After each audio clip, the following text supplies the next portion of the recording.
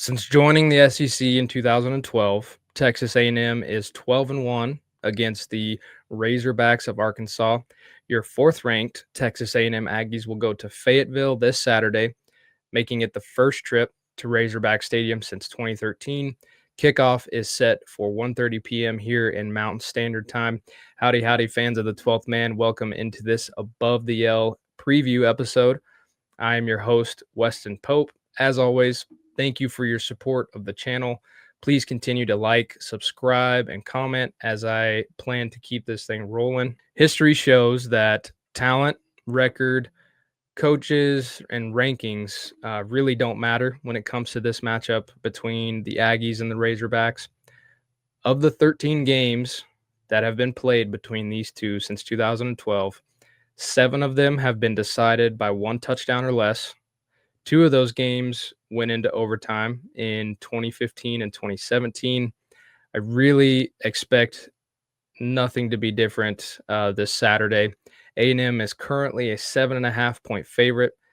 For those who have followed this game over the years, you know how chaotic this matchup typically is. I expect Arkansas to throw every trick in their bag at A&M this Saturday. The dislike for A&M runs deep in Razorback territory, and they know they have a prime opportunity to upset a top 4 team. And I believe that Arkansas has the ability to do it. So let's dive into it. Arkansas is second in the country in explosive plays, 6th in yards per game, 18th in passing, 17th in rushing, and 27th in points per game. They have a very talented quarterback, very talented veteran quarterback in Taylon Green, and their offense is completely built around him. He's a big frame quarterback at 6'6", 235 pounds with groundbreaking speed. He's tossed for nearly 1,700 yards and has accounted for 17 touchdowns so far this season for the Razorbacks, 14 of those touchdowns going through the air and 3 on the ground. He's very dangerous with his legs. He's got over 400 yards rushing, averaging over 7 yards a carry. The reality for this Razorback team is that despite their record, Arkansas is a very dangerous team offensively, and I think this will be one of A&M's biggest tests defensively. Bobby Petrino, he's been at Arkansas for some time now, but he has made his return and has taken over as the interim head coach, after Arkansas fired Sam Pittman earlier this season. Petrino, he's got one of the greatest offensive minds, and I imagine he's cooking something special that puts his team in the best position to pull off this upset. Petrino actually had a short stint at A&M as offensive coordinator under Jimbo Fisher, so it's kind of hard to imagine that he does not want a victory over his previous employer there for A&M. Arkansas is second in the SEC on converting third down. Texas A&M defensively is number 1 in the country and number 1 in the SEC on third down. This could possibly be the most intriguing matchup of the day, so something to keep an eye on for that. Arkansas has a bruiser at tailback with Mike Washington. He's got 80 carries for 524 yards so far this year, averaging 6.6 yards a carry. He's been really, really good for them this year. And the balance that Arkansas has been able to have in their run game with Taylon Green being heavily involved, it puts a lot of pressure on defenses. They like to run zone read, some triple option, and putting receivers in motion. They can hand the ball off inside. And they like to get creative. They have the talent in the backfield to do it. It's going to be really important for this A&M defense to stay disciplined, especially with their eyes. I have no doubt that Taylon Green is going to make plays, big plays with his arm and his legs. I think he's too talented to not make those plays. But in those situations, A&M's response is going to be important. A&M will have to get pressured on Green. If they can get pressure on Green, he's proven to be really less than mediocre when throwing the football. Green is completing 70% of his passes with a clean pocket, but then when he's under duress, he's completing 30% of his passes. So A&M will have to find a way to consistently get pressure without sacrificing some of their guys in the secondary. The left side of the Arkansas offensive line has been really good, which is kind of what you want. You want the blind side to be really good, but the right side has definitely had some issues. Reason I mention this is Cassius Howe typically lines up on the left side of the offensive line, so I'm interested to see how he is able to get to the quarterback. This could be a big game for Dayon Hayes. He typically lines up on the other end from Howe, so I'm excited to see how these guys are able to get pressure and make Green uncomfortable. Albert Regis, Tyler Onyedum, and DJ Hicks have been, I think, phenomenal on the interior defensive line. They're playing some attack-minded football. I think Albert Regis is actually having the best season of his career since he's been at A&M. He's been very impressive at stopping the run, and he's just seems to be involved in anything that goes on along the line. So I hope that continues this Saturday. For Arkansas, receiving Omega Blake, he's the primary receiver. He's got 35 catches for 464 yards, which is nearly double the receptions compared to their second leading receiver. Rohan Jones, I think, is a name to know and keep an eye on for this game. He's their tight end, and he's been very good for the Razorbacks situationally. Arkansas has liked to use him on gotta have it third downs, gotta have it situations. He's come up in some big moments. He had a touchdown catch in critical moments against Tennessee and Memphis. So it'll be important for A&M to be aware of him on third downs, and especially when Arkansas gets into some red zone opportunities.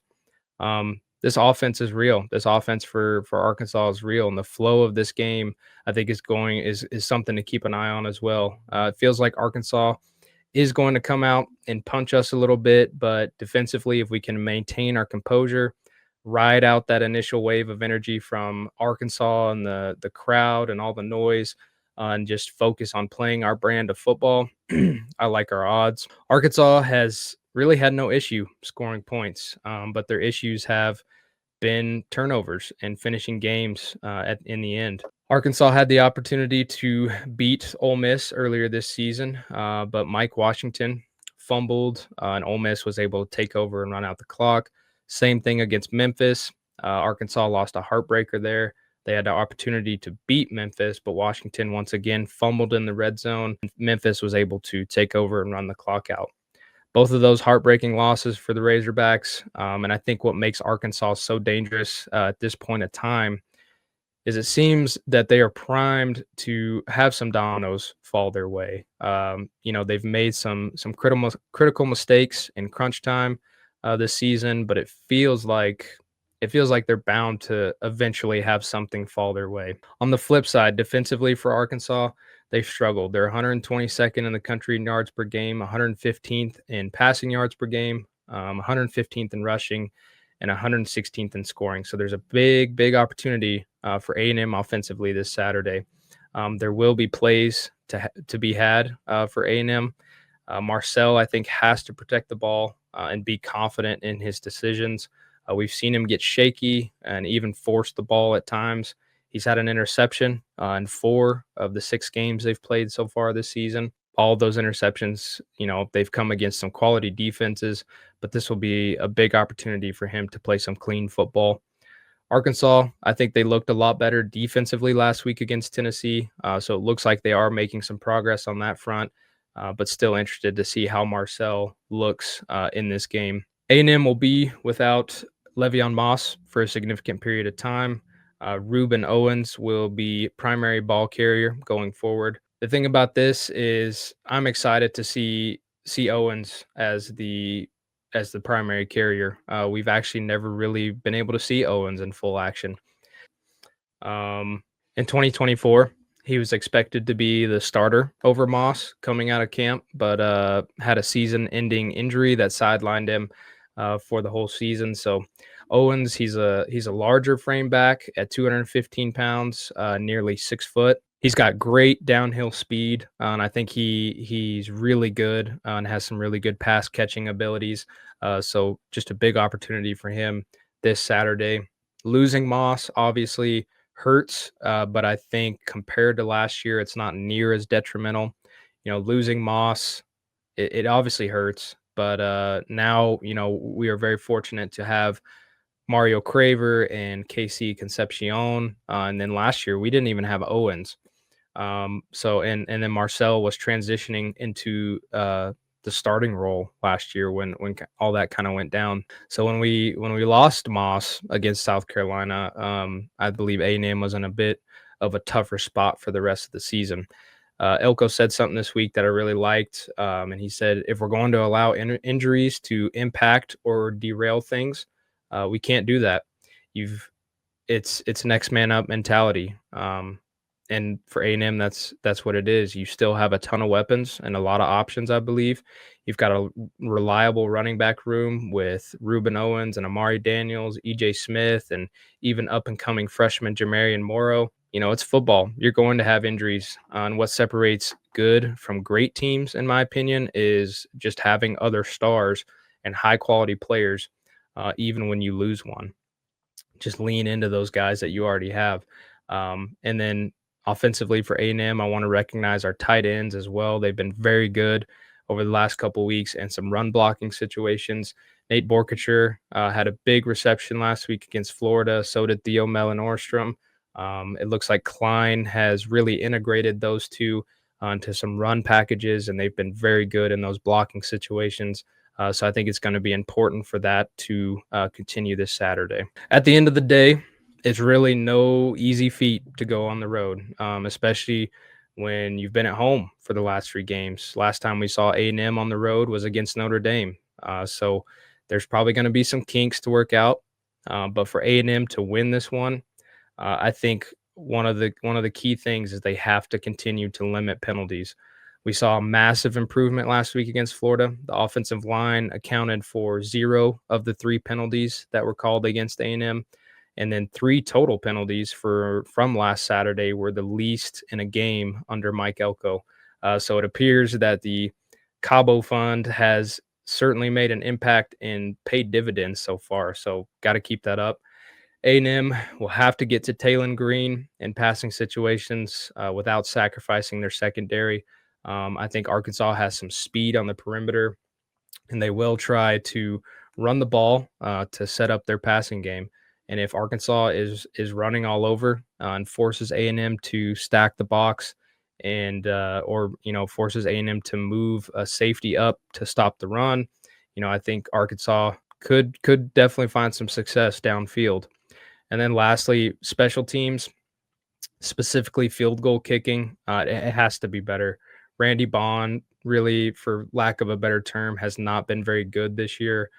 We've seen him miss in some key moments that would have given A&M some momentum and just a significant lead. We know how these games have been against Arkansas, how they've been decided.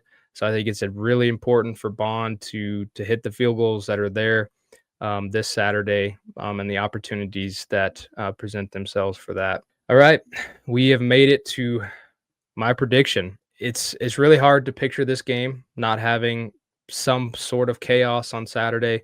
History itself has almost guaranteed there will be.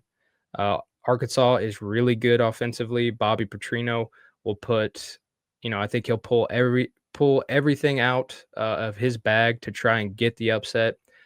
So I'm expecting a close one, really, to the end. This will be a stress test in different ways for both of these teams. Rainy weather, according to the latest forecast, is expected in Fayetteville Saturday. So this could actually turn into a slogfest, but I'm going to roll with the Aggies. Give me A&M in a close one, 31-27. I think the defense finds a way to take over in the fourth and seal the victory. I think we've seen a lot of maturity so far from this Texas A&M team, and I think that continues on Saturday as they find a way to get a gutsy win, in a tough environment. So, folks, that's what I've got. Feeling a little nervous about this game, but I'm excited for the opportunity. it's really another chance for this team to get better and just go out there and prove if they're as good as everyone says they are. And if you've made it to the end of this video, thank you for your support and loyalty of the channel. Please continue to like and subscribe. Comment with your predictions below. I'd love to hear what you guys have for this game. We'll see you back here Saturday for the post-game reaction. And until then, gig 'em and God bless.